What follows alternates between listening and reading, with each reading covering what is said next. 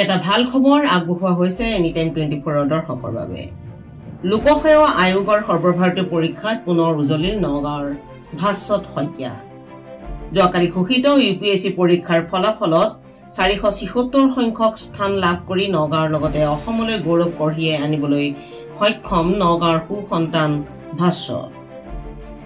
ইয়াৰ পূৰ্বেও UPSC পৰীক্ষাত 552 সংখ্যক স্থান লাভ কৰা ভাস্বত বৰ্তমান এজন IPS অধিকাৰী।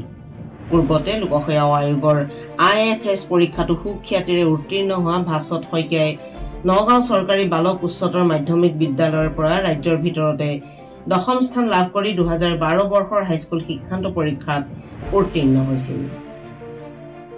নগাঁও ডিফলুৰ নিবাসী বীৰেন্দ্ৰনাথ শইকীয়া আৰু দিব্যজ্যোতি শইকীয়াৰ পুত্ৰ ভাস্বত শইকীয়াৰ এই সফলতাই উৎফুল্লিত কৰিছে নগঞা ৰাইজক।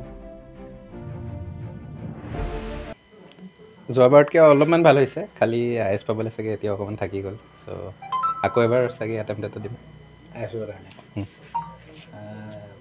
যোৱাবাৰ কিমান আছিলে, এইবাৰ কিমান আছে? যোৱাবাৰ 552, এবাৰ 474।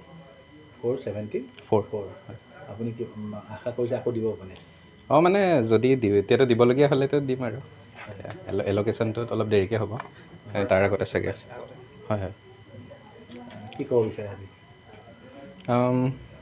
একো নাই, মানে এটা ছিষ্টেমত যদি কাম কৰা হয় মোটামুটি ছাকচেছ পোৱাটো ইজি হয়, ইমান ডিফিকাল্ট নহয়।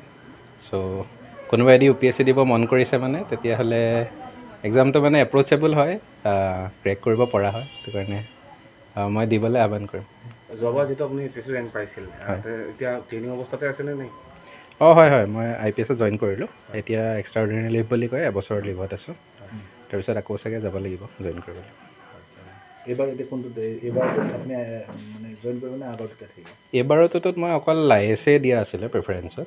চ' ছাৰ্ভিচ এল'কেশ্যন নহ'বও পাৰে যদি ৰেংক মানে ISৰ ৰেংকৰ ভিতৰত নহয়। পাই যাব পাৰে। মানে সেইটোতো নাজানো এতিয়া, এল'কেশ্যন হোৱাৰ আগতে ক'বলৈ বহুত টান হয়।